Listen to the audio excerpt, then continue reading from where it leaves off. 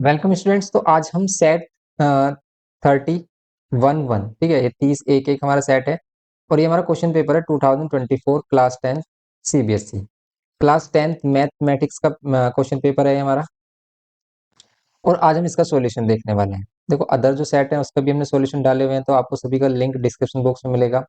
आपको इस question paper का पीडीएफ चाहिए तो लिंक डिस्क्रिप्शन बॉक्स में मिलेगा, आप वहां से इसको डाउनलोड कर सकते हैं।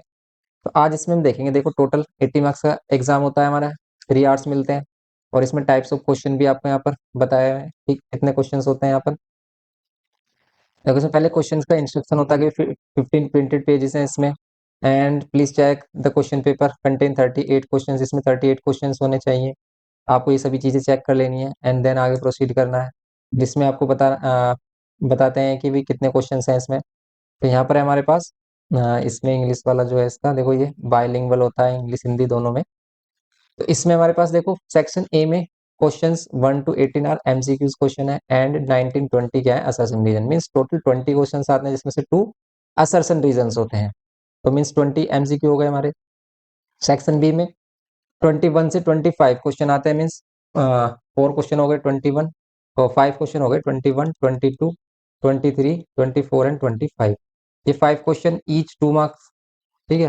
एंड सेक्शन सी में क्वेश्चन नंबर 26 टू कितना है हमारा 31। मीन्स यहाँ पर कितने हैं 26 से 31, ये हमारे पास 6 क्वेश्चन है और ईच क्वेश्चन कितना हो गया 3 मार्क्स। सेक्शन डी में हमारे पास 32 टू 35 क्वेश्चन है, 32 33 34 एंड 35, ये 4 क्वेश्चन हो गए और ये 4 क्वेश्चन 5 मार्क्स।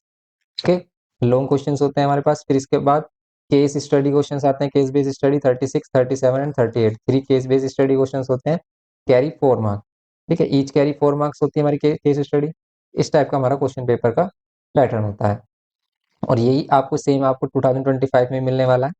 तो यहाँ पर हम देखेंगे इसमें फर्स्ट एमसीक्यू क्वेश्चन। तो देखो इसमें बोल रहे हैं कि if the sum of the zeros of the polynomial is √2 then the value of k. ये कह रहा है कि जो हमारे पास पोलिनोमियल है इसका सम ऑफ जीरो क्या है, √2 है। तो सम ऑफ जीरो होता क्या है, देखो सम ऑफ जीरो होता है alpha plus beta minus B upon A के इक्वल।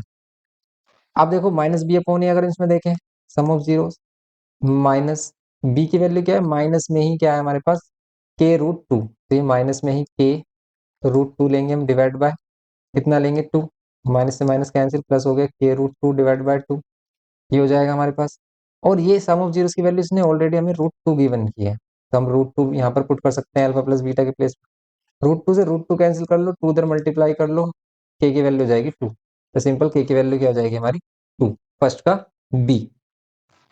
ये होगा इसमें। देखो किसी भी क्वेश्चन में अगर आपको कोई करेक्शन लगता है, मिस्टेक लगती है, तो आप कमेंट करके बताइए, तो फिर हम इस पर डिस्कस करेंगे।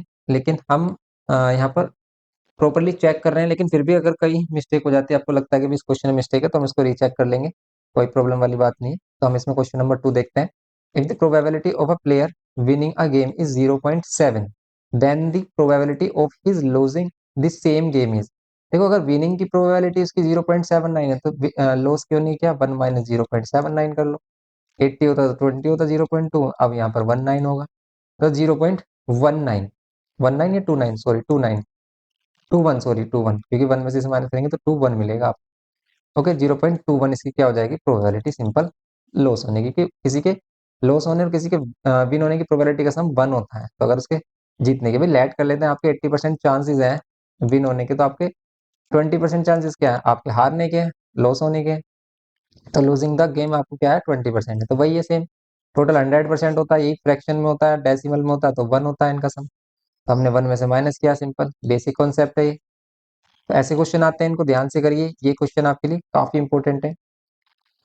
If the roots of the equation this is not equals to 0 are real and equal. ये कह रहा है कि ये जो क्वाड्रेटिक इक्वेशन है इसके रूट्स रियल एंड इक्वल है, then which of the following relation is true, इसमें से कौन सा रिलेशन ट्रू होगा। तो रूट्स रियल एंड इक्वल कब होते हैं, जब हमारी बी स्क्वायर माइनस 4ac की वैल्यू किसके इक्वल होती है, 0 के equal. B square minus 4ac 0 के इक्वल है, तो बी स्क्वायर किसके इक्वल होगा 4ac। कुछ ऐसा रिलेशन है आपको मिल रहा है कहीं पर, नहीं मिल रहा। तो यहाँ पर बी स्क्वायर अपन सी मिल रहा है, तो बी स्क्वायर अपन सी कर देते तो 4a बचता है।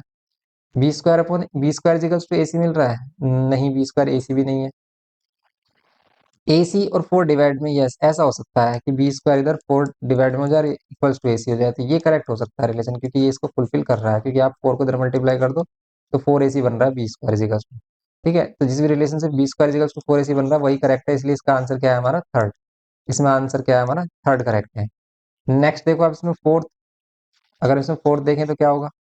फोर्थ है हमारे पास in an AP if the first term is A and nth term an is 84 and the sum of the first n terms is this, then n is equals to, तो आपको n की value बतानी है क्या होगी। काफी अ, अच्छा question है। सम भी गिवन क्या है, an भी गिवन क्या है, और आपको n फाइंड करना। देखो इस वाले क्वेश्चन में हम फॉर्मूला यूज करेंगे क्या, अगर हमें एस एन गिवन किया है तो एस एन का एक फॉर्मूला है n अपॉन टू ए प्लस एल, लेकिन जब लास्ट टर्म हमारा ए एन ही हो जाए, मीन्स देखो सम ऑफ एन टर्म्स आपको चाहिए, मीन्स ये ए वन है, ये ए टू है एंड सो एन, और ये है ए एन टर्म, आपको इन टर्म्स का सम चाहिए। ठीक है, आपको क्या गिवन किया है, इन सभी का सम गिवन किया है एस एन, और लास्ट टर्म पर क्या होगा इसका ए एन टर्म होगा। तो देखो आपका ये जो फॉर्मूला होता है ना ए प्लस एल, इसमें आप ए एन भी यूज कर सकते हो अगर आप एस एन फाइंड कर रहे हो। भाई आप एन टर्म्स का सम फाइंड कर रहे हो और nth नंबर पे क्या रखा है, जो भी टर्म रखा है वो लास्ट टर्म ही तो होगा इसका, तो बस ये फॉर्मूला हम यूज कर लेंगे। इसी को सोल्व करेंगे हम, तो क्या होगा एस एन, एस एन हमारा क्या है 2093 डिवाइड बाय 2 इक्वल्स टू में एन अपॉन टू ए प्लस एल, ए की वैल्यू कितनी 7 प्लस ए एन, एल की वैल्यू क्या होगी यहाँ पर 84, ये होगी। अब आप इसे सोल्व कर लो, देखो यहाँ 2 से 2 डिवाइड कर सकते हैं डायरेक्टली, कैंसिल कर सकते हैं, क्योंकि 2 इधर आकर मल्टीप्लाई भी हो जाता है, ऐसे भी आप कह सकते हो। यहाँ पे इन दोनों को प्लस करो, ये हो गया 91। अब क्या करो आप 91 से डिवाइड कर दो, 2093 को किससे कर लो 91 से डिवाइड कर लो। 91 से डिवाइड करो कितने टाइम्स में कैंसिल कर रहा है इसको ये, तो यहाँ पर 9 9 जा नहीं हो रहा है यहाँ पर ये। तो देखो अगर हम 91 से वैसे 13 से तो डिवाइड हो रहा है, 13 7 जा एंड 13 2 जा तो होगा नहीं, 13 1 जा 13, फिर 7 कैरी 7 79, तो 13 के टेबल में क्या आता है हमारा 78 आता है। 13 6 78, 1 कैरी 13 1 जा 13, 7 से अगेन कैंसिल करके देखो 7 2 से 14, 7 3 से, तो 23 आ रहा है इसका ऑप्शन। ओके, ये क्वेश्चन नंबर फोर्थ में इसका आंसर है 23rd। सिंपल था ये हमारा। नेक्स्ट देखो question number 5। Question number 5, if two positive integers p q can be expressed as this and q is this, where a and b are prime numbers, then LCM of p q। देखो इसका concept हमने detail में आपको explain किया हुआ है, इसका detail lecture देखना है तो आप चैप्टर नंबर फर्स्ट देखिए। चैप्टर नंबर फर्स्ट में इसका डिटेल एक्सप्लेनेशन है कि कैसे हम इसका एलसीएम या फिर एचसीएफ फाइंड करते हैं अगर हमारे पास कुछ टाइप के नंबर्स देता है।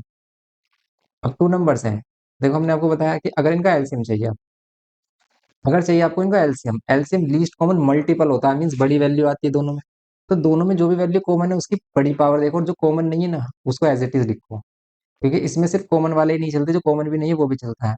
इन दोनों में देखो आप कि 20 और 18 का एलसीएम क्या होगा। 20 और 18 का एलसीएम के लिए या तो आप इसके फैक्टर कर लो, भाई इसको आप क्या कर सकते हो, 18 को बोल सकते हो 2 इंटू 3 टू द पावर 2, क्योंकि 2 इंटू 3 इंटू 3 बोल सकते हो आप इसे। 20 को बोल सकते हो 2 टू द पावर 2, और 4 5 जा 20, समझ रहे हो आप। 18 और 20 का एलसीएम कैसे फाइंड कर रहे हैं, 18 के फैक्टर किए हमने 2 इंटू 3 इंटू 3, 20 के फैक्टर किए हमने 2 इंटू 2 इंटू 5, समझ गए। तो अगर सिर्फ हम इनके फैक्टर, इनका एलसीएम देखें तो क्या करेंगे, इसमें देखेंगे 2 की पावर हाईएस्ट क्या होगी, यहाँ पर 2 की पावर 1 है और यहाँ पर 2 की पावर होगी 2, तो आप 2 की पावर 2 लो, जो भी वैल्यू दोनों में कॉमन है उसकी हाईएस्ट पावर।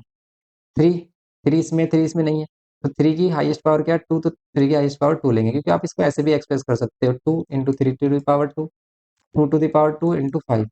दोनों में अगर कोई भी वैल्यू कॉमन है तो उसकी हाईएस्ट पावर, कॉमन नहीं है तो एज इट इज, यहाँ पर ये भी कॉमन नहीं है तो ये भी एज इट इज, ये हो गया। अगर हम नॉर्मली देखें इन 18 और ओनली 20 का एलसीएम कितना आ रहा है, तो इनको मल्टीप्लाई कर लो, कितना आ रहा है यहाँ पर, ये आ रहा है 4 3, तो ये कितना आ रहा है एलसीएम अगर हम देखें, और फिर हम एबीसी का एलसीएम देख लेंगे यहाँ पर 4 3 3 9 एंड ये 5, 5 4 20, 20 और 9 जा 180, तो हो गया हमारा 180, ये तो 180 हो गया। लेकिन अब जो हमारे पास ये अदर वैल्यू है, जैसे ए है हमारे पास और बी है, ए और बी में जो भी हाईएस्ट वैल्यू होगी, ए की हाईएस्ट वैल्यू 3, और बी ए की हाईएस्ट वैल्यू 4, तो ए क्यूब बी फोर, ए क्यूब बी फोर 180, ए क्यूब बी फोर, ये हो गया हमारा डी ऑप्शन। इस टाइप से करते हैं। तो दोनों में जो भी हाईएस्ट पावर होगी, ए स्क्वायर और ए क्यूब में ए क्यूब लिया हमने, ए टू द पावर 4 और बी टू द पावर 4, और बी स्क्वायर में बी टू द पावर 4 लिया। ये हो गया इसका क्वेश्चन नंबर 5 सिंपल। नेक्स्ट देखो आप इसमें क्वेश्चन नंबर 6। क्वेश्चन नंबर 6 में बोल रहा है AD is a median of a triangle ABC with vertices ABC, length AD is equals to. अगर हम इसको समझे, क्या कह रहा है ये हमारे पास ट्राइंगल है ABC, ट्राइंगल है ABC। इस ABC में AD लेंथ बतानी है आपको, AD। और अगर AD मीडियन है तो ये D क्या होगा, मिड पॉइंट ऑफ BC होगा। तो अब mid point of BC find करिए। BC है हमारे पास 6 4, C है हमारे पास 0,0।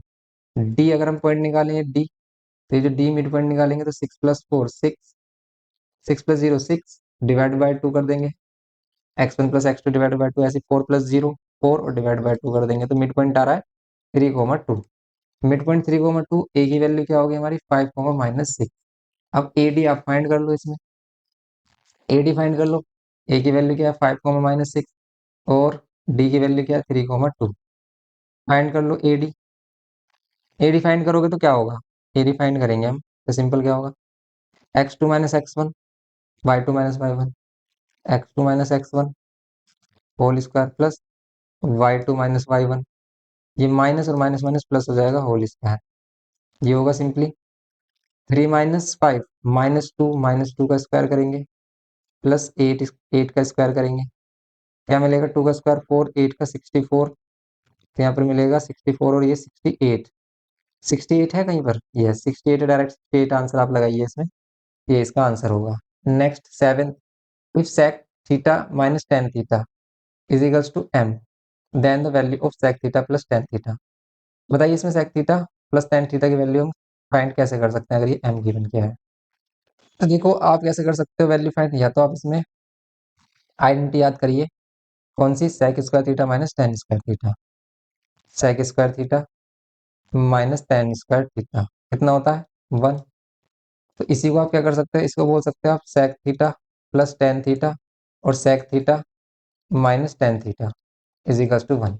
sec theta minus tan theta m है, तो यहाँ पर m ले लेंगे हम, sec theta plus tan theta, यहाँ पर m लेंगे हम इज इक्वल्स टू 1, m यहाँ पर डिवाइड कर देंगे तो sec theta plus tan theta ये कितना हो जाएगा हमारा 1/m। तो सिंपली कितना हो जाएगा हमारा 1/m होगा। तो इसका आंसर कितना होगा C 1/m। नेक्स्ट देखो आप इसमें 8 question, from the data if all the even numbers are removed, अगर इसमें से सभी इवन नंबर रिमूव कर दे, then the probability of getting an random a prime number from the remaining is. इसमें से सभी इवन नंबर हटा दो, 1 लेना है आपको, 4 नहीं लेना है, 7 लेना है, 9 लेना है, 16 नहीं लेना, 21 लेना है, एंड 25 लेना है। ये हो गया हमारा, ये वैल्यूज लेनी है हमें 1 7 9 21 और 25। यही सिर्फ हमारे पास क्या है, ओड नंबर्स हैं। ये सिर्फ हमारे पास क्या है, ओड नंबर्स हैं। कितने नंबर्स हैं, 5 ओड नंबर्स हैं। इसमें से अगर हमें क्या फाइंड करना है, probability of getting prime numbers, तो प्राइम नंबर्स क्या होंगे 1 7, 1 तो होगा नहीं, 1 प्राइम नंबर नहीं होता, तो 7 होगा prime number, and prime number क्या होगा 25, और कोई प्राइम नंबर है ही नहीं, तो 1/5 होगी इसकी प्रोबेबिलिटी, क्योंकि एक ही प्राइम नंबर है आउट ऑफ कितने में से 5 में से, तो 1/5 बी आंसर होगा इसका simply.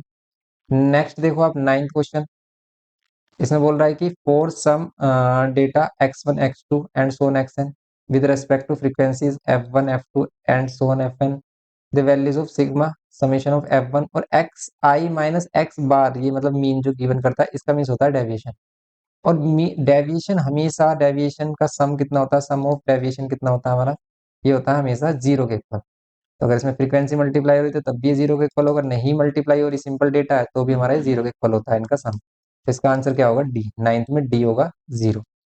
10th, the zeros of a polynomial x square plus px plus q are twice the zeros of the polynomial this, the value of p is, तो आपको वैल्यू ऑफ p बतानी है कितनी होगी।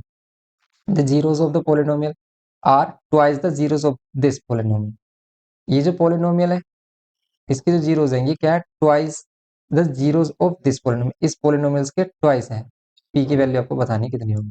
तो देखो ये वाले जीरोस हम फाइंड कर सकते हैं, क्योंकि इसमें नॉन वैल्यू, तो पहले हम इसके जीरोस फाइंड कर लेते हैं, उसी के ट्वाइस सेकंड वाला जो हमारे पास रिलेशन है उसके जीरोस है। 4 6 जा 24, 24 के फैक्टर माइनस करने पर 5 मिले, तो बताइए 24 के फैक्टर माइनस करने पर 5 मिले, तो 24 के फैक्टर माइनस करने पर 5 मिले, 8 3 जा 24 कह सकते हो आप, 8 3 जा 24 माइनस करने पर 5 भी मिल रहा है, तो यहाँ पर क्या होगा 4x² माइनस में 8x, और यहाँ पर minus minus plus 3x minus 6। Middle term splitting, अगर आपको मिडिल टर्म स्प्लिटिंग करना है तो मिडिल टर्म स्प्लिटिंग का हमने कंप्लीट फुल लेक्चर डाला हुआ है, तो आप उसे देख सकते हो। फुल लेक्चर का लिंक डिस्क्रिप्शन बॉक्स में मिल जाएगा आपको, मिडिल टर्म स्प्लिटिंग में, और मिडिल टर्म स्प्लिटिंग फिर उससे आप इजीली कर सकते हो। उस लेक्चर को देखने के बाद मिडिल टर्म स्प्लिटिंग में आपको कोई प्रॉब्लम नहीं आएगी। 8 3 24, अगर हम 4 कॉमन ले लेते हैं यहाँ पर 2 मिलेगा, 3 कॉमन ले लेते हैं यहाँ पर भी 2 मिलेगा, ये माइनस है, यहाँ पर फैक्टर मिल गया x-2 एंड यहाँ पर 4x+3। Okay, x-2 and 4x+3, ये हो गया। इससे x की वैल्यू मिल रही है 2, और यहाँ से एक x की वैल्यू मिल रही है -3/4। तो जो न्यू हमारे जीरोस होंगे, न्यू अल्फा बीटा होंगे, क्या होंगे, इसके डबल, इसका 4 होगा और इसका बीटा हम ऐड कर लेते हैं, इसका भी डबल, डबल ऑफ -3/4, तो ये कितना हो जाएगा, ये बीटा हो जाएगा -3/2। ओके, अल्फा मिल गया 4, बीटा मिल गया -3/2। देन आपको क्या फाइंड करना, पी फाइंड करना है। अगर आप इसमें रिलेशन लगाते हो, पी कहाँ पर आता है हमारा, बी के प्लेस पर, तो सम ऑफ जीरोस वाला रिलेशन यूज कर लो, -b/a। कैसे कि अगर हम इसमें सम ऑफ जीरोस वाला रिलेशन लगाए, सम ऑफ जीरोस क्या होता है, -b/a। सम ऑफ जीरोस में क्या करते हैं, -b/, करते हैं, और यहाँ पर अल्फा और बीटा हमारे पास है 4, और बीटा की वैल्यू क्या है, -3/2, -3/2। माइनस बी की वैल्यू क्या है, देखो यहाँ पर बी की वैल्यू क्या है, पी, ए की वैल्यू 1, तो यहाँ पर ये 4 -3/2 is equals to -p। Solve कर लो, 8 -3/2 इज इक्वल्स टू -p। यहाँ पर 5 divide by 2 is equals to -p, तो यहाँ पर p की वैल्यू कितनी हो जाएगी, -5/2।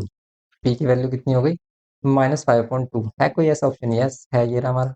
तो सिंपल हमने क्या किया, इसके जीरोस फाइंड किया, उनका डबल किया, तो इसके जीरोस आ गए, उसमें हमने देखा कि p की वैल्यू कहाँ पर है हमारी, b के प्लेस पर, तो सम ऑफ जीरो वाला रिलेशन यूज किया, ये हो गया हमारा क्वेश्चन। तो बस ये क्वेश्चन, ये चैप्टर हमने डिटेल में भी एक्सप्लेन किए हुए हैं, तो आप देख सकते हो, लिंक डिस्क्रिप्शन बॉक्स में। सिंपल क्वेश्चन हो गया हमारा ये 10। नेक्स्ट क्वेश्चन देखते हैं इसमें, 11th।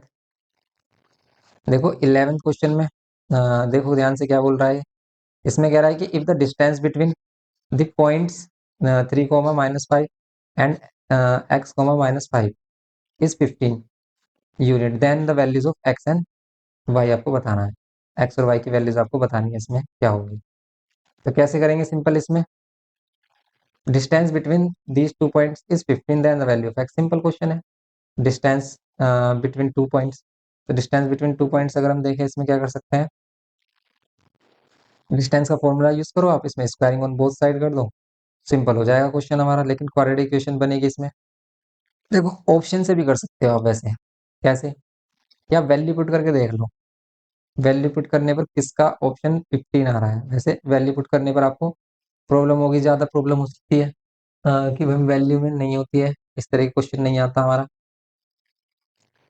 तो वैल्यू पुट करने में हमें प्रॉब्लम हो सकती है, तो इसीलिए आपको इसे पूरा कंप्लीट सोल्व करना पड़ेगा। कंप्लीट सोल्व करने के लिए इसको अगर हम लेते हैं, स्पेस नहीं है यहाँ पर इतना कि हम इसे सोल्व कर सकें। अगर हम देखें वैसे 15 का स्क्वायर अगर हम देखें ना, 12 पुट करें, देखें यहाँ पर 12 पुट कर लो, x2 - x1 कर लो, 12 -3 9 हो जाएगा, रूट में ये होगा ना, प्लस 5, और ये -5 ये 0 हो जाएगा। तो देखो ये आ रहा है 9, और 9 का स्क्वायर करेंगे तो यही हमारी कैंसिल होकर वैल्यू आ जाएगी हमारी कितनी।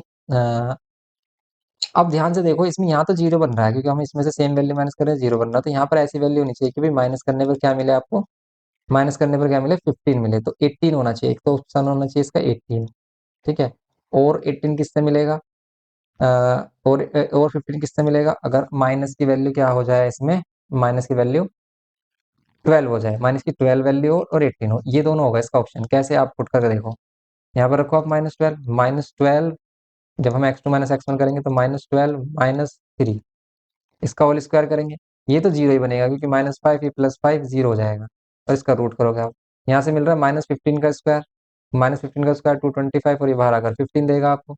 ऐसे सेम अगर हम यहाँ पर 18 रख लें, तब भी हमें 15 मिलेगा, क्यों, तब हम क्या करेंगे, 18 - 3, तब तो हमें क्लियरली कितना मिल रहा है, ये 0 होगा ही, तो ये हमारे 15 मिल रहा है, तो फिर हम 15 मिलेगा तो 15 का स्क्वायर फिर वो 225, तो ये हमारा कितना हो जाएगा, 15 हो जाएगा। सिंपल।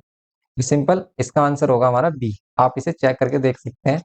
ये जो सेक्शन हमारे पास कोऑर्डिनेट ज्योमेट्री में जो चैप्टर नंबर 7 है कोऑर्डिनेट ज्योमेट्री, उसी में ऐसे क्वेश्चन किए हमने, तो सिंपल ही हो जाएगा हमारा। क्योंकि आप इन्हें पुट करके देख लो, ये हमारा आंसर। सोल्व करने की भी कोई नीड नहीं है यहाँ पर, आप सिंपली इसको ऑप्शन से भी कर सकते हो। 12, if cos alpha plus beta is 0 then the value of cos alpha plus beta upon में 2।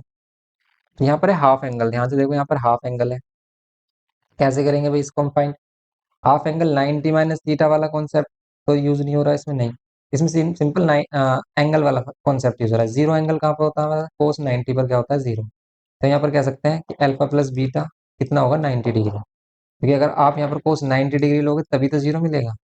तो हम यहाँ पर इसे कह सकते हैं कोस 90 डिग्री एंगल कंपेयर किया तो सम ऑफ अल्फा प्लस बीटा कितना मिल रहा है? 90, और 90 का हाफ 45, और 45 पर होती है 1/√2 वैल्यू। सिंपल इसका आंसर हो गया 1/√2। सिंपल हो गया। 13 देखो आप, a solid sphere is cut into two hemisphere. एक सॉलिड स्फीयर है जो होता है टू हेमिस्फीयर में, and the ratio of the sphere's surface area of the sphere to that of the hemisphere are taken together is. तो आपको बताना है a solid sphere is cut into two hemisphere. एक सॉलिड स्फीयर है जो cut होता है two hemisphere में। सॉलिड स्फीयर को हम टू हेमिस्फीयर में कट कर रहे हैं। The ratio of the surface area of the sphere, अब surface area of the sphere to the hemisphere आपको बताना कितना होगा। तो सरफेस एरिया ऑफ स्फीयर क्या होता है? 4 पाई r स्क्वायर। और हेमिस्फीयर का सरफेस एरिया कितना होता है? 2 पाई r स्क्वायर। यही तो होता है सरफेस एरिया। सिंपल सिंप्लीफाई कर लो इनको आप, कितना आ रहा है? 2:1 आ रहा है। 2:1 तो कहीं भी नहीं आ रहा है इसमें। दस ratio of the surface area of the sphere to that of the two hemisphere, sorry. देखो हमने इसको कट करके टू हेमिस्फीयर में जो किया है ना, इन दोनों हेमिस्फीयर का सरफेस एरिया का सम लेना है आपको। तो इस वाले का सरफेस एरिया होगा 3 पाई r स्क्वायर, क्योंकि इसमें अब इसका क्या हो जाएगा? ये ऊपर वाला टॉप भी आ जाएगा और इसमें भी 3 पाई r स्क्वायर, तो ये हो जाएगा 6 पाई r स्क्वायर। तो अगर ये 6 पाई r स्क्वायर होगा तो कैंसिल होगा, तो कितना आएगा यहाँ पर? ये 2:3। ये होगा इसका सी ऑप्शन। समझ रहे हो आप? कि एक तो आपको पूरा स्पेयर लेना 4 पाई r स्क्वायर, और फिर दोनों ये हेमिस्फीयर्स के सरफेस एरिया, और हेमिस्फीयर का सरफेस एरिया होता है 3 पाई r स्क्वायर, क्योंकि ये हाफ होता है 2 पाई r स्क्वायर, और उसको लिड और ऐड कर देते हैं तो हो जाता है 3 पाई r स्क्वायर। सिंपल। तो इसमें सी ऑप्शन होगा इसका। कोई भी प्रॉब्लम आए कमेंट करके बताइए आप, इसमें नेक्स्ट लेक्चर में डिस्कस कर लेंगे। 13 देखो आप, the middle most observation of the every data arrange in the order is called. तो मिडिल मोस्ट को हम क्या कहते हैं? The middle most observation. तो मिडिल मोस्ट ऑब्जर्वेशन को तो इसका मीडियन बोलते हैं हम, तो मीडियन होगा। सिंपल। 15 में, the volume of the largest right circular cone that can be curved out from the solid cube of edges 2 centimetre cube. एक हमारे पास सॉलिड क्यूब है, इसमें से आपको क्या करना है? कोन फाइंड करना है, इसमें से कोन निकालना है। इस कोन की क्या फाइंड करना है? इसमें वॉल्यूम फाइंड करना है। तो कितनी हो सकती है इसकी वॉल्यूम? इसकी वॉल्यूम कितनी होगी? देखो, अगर इसका एज 2 सेंटीमीटर तो इसका डायमीटर भी 2 सेंटीमीटर होगा, तो रेडियस ऑफ कोन कितना हो जाएगा? 2 सेंटीमीटर का हाफ, 1 सेंटीमीटर। और हाइट कितनी होगी? हाइट भी इसकी 2 होगी। हाइट अगर हम देखें तो हाइट भी इसकी कितनी होगी? हाइट भी होगी इसकी 2। हाइट भी 2 सेंटीमीटर होगी। तो सिंपल इसका अगर हम क्यूब फाइंड करें, वॉल्यूम फाइंड करें, तो वॉल्यूम क्या होता है? 1/3 पाई r square h। Volume of कौन? 1/3 पाई। आर 1 है हमारा, इसका स्क्वायर h 2 है, तो ये कितना हो जाएगा हमारा? 1 × 2 2, तो 2/3 पाई। 2/3 पाई, ये हो जाएगा डी ऑप्शन इसमें। सिंपल। ओके, डी ऑप्शन होगा इसका। सिंपल। नेक्स्ट देखते हैं, क्वेश्चन नंबर 16 देखते हैं। बोल रहा है two dices are roll together, the probability of getting sum of numbers on the two dice as 2 3 5। देखो, अगर टू डाइस रोल करते हैं हम टुगेदर तो 36 इवेंट बनते हैं, और 36 इवेंट में ये कह रहा है कि दोनों का सम 2 3 और 5 ये होना चाहिए। 2 हो सकता है, 3 हो सकता है, और 5। देखो अगर हम देखें तो 1 1 होता है, 1 2 होता है, 1 3 होता है, एंड सो ऑन 1 6। ऐसी सेम 2 1 होता है, 2 2 होता है, 2 3 होता है, एंड सो ऑन 2 6। देखो सम आपका 2 हो सकता है, ये रहा 2 सम। 3 हो सकता है, इसमें आएगा 3 सम। और 5 सम लेना है अगर हमें, तो 3 1 3 2 3 6 3 3, एंड सो ऑन 3 6। फिर लेना है आपको 4 1 4 2 4 3 4 6। ठीक है। तो सम 5 कहाँ पर आ रहा है? देखो यहाँ पर आ रहा है सम 5, 2 3, और यहाँ पर आ रहा है 1 4 5। ये आ रहा है हमारे पास 1 2 3 4। तो 4 तो ये हो गया हमारे पास, और 2 6, और 1 7। ठीक है, 4 और 2 6 और 1 7, 7 ऑब्जर्वेशन है आउट ऑफ 36, तो ये इसका आंसर हो जाएगा सिंपल। ओके, ये था हमारा क्वेश्चन नंबर 16। नेक्स्ट देखो आप इसमें 17 में देखो, ये बोल रहा है the centre of a circle is at 2,0। Centre 2,0 पर है। If one end of the diameter is 6,0, अगर वन एंड क्या है हमारा 6,0 है, देन आपको क्या फाइंड करना है इसमें, देन हमें इसमें फाइंड करना है क्या, अदर एंड। तो अदर एंड ये सिंपल क्वेश्चन है, as a question extra question में है, ये सिंपल बुक में नहीं है। तो ये सेंटर है हमारा 2,0। ओके, इसके एक एंड पॉइंट पर हम लेट कर लेते हैं, पॉइंट क्या है 6,0। दूसरे एंड पर बताना है। तो देखो ध्यान से देखो, ये डायमीटर और डायमीटर क्या होगा, इसको 1:1 में मीन्स ये होगा मिड पॉइंट। तो अगर हम इसको ए बी लेट कर लेते हैं तो ये होगा मिड पॉइंट। और मिड पॉइंट के अकॉर्डिंग अगर आपने इसको x2 और y2 लेट किया तो x2 y2 की वैल्यू कैसे फाइंड करोगे आप, ये सिंपल आपने क्या कर लिया, x1 y1 बोल दिया इसको, और ये x और y वाली वैल्यू। तो मिड पॉइंट क्या होता है, x is equals to x1 plus x2 divide by 2। x की वैल्यू क्या है 2, x1 क्या है हमारा, x1 क्या है ये 6, ठीक है, x1 क्या है 6, प्लस x2 को x2 रहने दिया डिवाइड बाय 2, ये 2 2 4 इज इक्वल्स टू में 6 प्लस x2, 6 इधर माइनस कर लो तो 4 माइनस 6 इज इक्वल्स टू में x2, हो जाएगी -2 is equals to x2 value. ठीक है, x2 क्या हो जाएगा -2, -2 और किसी में आ रहा है नहीं आ रहा, फिर यहाँ पर इसमें सी ऑप्शन ही आ रहा होगा इसका, आप इसका फाइंड करके देख लो y वाली वैल्यू, y2 फाइंड करके देखो, y इज इक्वल्स टू क्या होगा y1 plus y2 divide by 2। तो y है क्या इसमें हमारा, y क्या होगा 0, y1 0, y2 डिवाइड बाय 2, 2 किधर मल्टीप्लाई कर दो 0, 0 0 ही आ रहा है। ठीक है, ये कितना आ रहा है y2 हमारा 0 आ रहा है, सिंपल सी क्या हो गया 0, -2,0। नेक्स्ट देखो आप 18, इसमें कह रहा है कि in the given figure graph of the two linear equations are shown, the pair of these linear equations is, ये जो लीनियर इक्वेशंस हैं इनका सॉल्यूशन क्या होगा, देखो क्या ये कंसिस्टेंट होंगी विद यूनिक सॉल्यूशन, क्या ये consistent with infinite many solution. तो देखो आप ध्यान से देखो, क्या ये कोइंसिडेंट लाइन है, नहीं, ये क्या है इंटरसेक्टिंग लाइन है, आगे जाकर इंटरसेक्ट करती है, तो आगे जाकर इंटरसेक्ट करेंगे तो ये क्या होंगी consistent with unique solution simple, क्योंकि ये कट करेंगे हमारी। ये हो गया हमारा ए ऑप्शन इसमें। नेक्स्ट देखो अब इसमें असर्शन रीजन आ जाते हैं, तो यहाँ पर असर्शन रीजन में फर्स्ट वाला देखते हैं असर्शन रीजन। इसमें बोल रहा है tangents drawn at the end points of a diameter of a circle are parallel, ये तो बुक में ही है क्वेश्चन, कि डायमीटर के एंड पॉइंट से बनने वाले टेंजेंट क्या होते हैं, पैरेलल, यस पैरेलल होते हैं। चैप्टर नंबर 16 सर्कल का ही क्वेश्चन है। Diameter of a circle is the longest code, yes diameter longest code होती है, डायमीटर क्या होती है लॉन्गेस्ट कोड होती है, लेकिन इन दोनों का आपस में कोई रिलेशन नहीं है भाई, ये इसका रीजन नहीं है कि भाई डायमीटर लॉन्गेस्ट कोड होती है तो इसलिए ये पैरेलल होंगे, तो ऐसा कुछ नहीं है। इसलिए इसमें क्या होगा, बोथ असर्शन रीजन तो करेक्ट होंगे पर reason is not correct explanation होगा। ओके, अगर ये करेक्ट एक्सप्लेनेशन होता तो ये बोलता क्योंकि ये क्या हो रहा है हमारा डायमीटर और टेंजेंट के बिटवीन 90 एंगल बन रहा है, या फिर 90 बना रहे हैं, ये बोलता कि भी ये क्या होते हैं परपेंडिकुलर होते हैं डायमीटर पर, या फिर इसके ऑल्टरनेट एंगल या कोइंसिडेंट एंगल्स का सम 180 है। अब देखो 20 वाले में, if the graph of the polynomial touches x axis at only one point, ये बोल रहा है कि if the graph of the polynomial touches x axis only one point then the polynomial can not be quadratic. अगर किसी भी polynomial का graph सिर्फ एक्स एक्सिस को एक ही पॉइंट पर टच करे तो क्या ये कभी क्वाड्रेटिक नहीं हो सकता, हो सकता है। क्यों हो सकता है, क्योंकि ऐसे भी तो क्वाड्रेटिक इक्वेशन हो सकता है, ऐसे भी तो हो सकती है भाई क्वाड्रेटिक इक्वेशन जिसमें दोनों ही रूट सेम आ रहे हो। इस तरह का जो पैराबोला बन रहा है देखो एक्स एक्सिस को टच कर रहा है, लेकिन पैराबोलिक ग्राफ ही हमारा क्या होता है क्वाड्रेटिक ग्राफ होता है। इसमें एक ही सॉल्यूशन आ रहा है इसका, ऐसा भी हो सकता है कि भाई रियल और इक्वल रूट्स दे रहा है, तो उस केस में हमारे पास टू रूट्स मतलब सेम रूट होगा, एक ही सिंगल रूट होगा, लेकिन इक्वेशन कैसी होगी क्वाड्रेटिक होगी। कर्व कैसा बनेगा, क्वाड्रेटिक के अकॉर्डिंग पैराबोलिक कर्व बनेगा, तो ये गलत है इसमें। ठीक है, अगर ये बोल रहा है कि एक ही सिंगल पॉइंट है तो कभी भी क्वाड्रेटिक नहीं होगा, नहीं हो सकता है। और रीजन कह रहा है कि polynomial of a degree n, अगर कोई भी पोलिनोमियल उसकी डिग्री एन है, can have at most n zeros, तो ये बात सही है भाई, कोई भी पोलिनोमियल है लेट कर लेते हैं, ये पोलिनोमियल है, अब इसकी डिग्री कितनी है, इसकी डिग्री हमारे पास 3 है, तो इसमें ज्यादा से ज्यादा 3 ही जीरोस हो सकते हैं, 3 से ज्यादा नहीं होंगे, कम कम तो हो सकते हैं, तो एटमोस्ट ज्यादा से ज्यादा 3 ही होंगे, तो ये सही है। तो इसमें क्या असर्शन फॉल्स है, रीजन करेक्ट है, assertion false reason correct, assertion false reason correct, D option होगा क्वेश्चन नंबर 20 में। ठीक है, इसमें क्या है बी ऑप्शन। तो सिंपल ये करना है हमें क्वेश्चन नंबर 19 और 20 में। तो सिंपल देखो ये हो गए हमारे इसके सभी एमसीक्यू क्वेश्चन। तो आप इनको करिए। नेक्स्ट लेक्चर में इसमें जो फुल क्वेश्चंस होंगे हमारे उनको डिस्कस करेंगे। मिलते हैं नेक्स्ट लेक्चर में। Thanks for watching.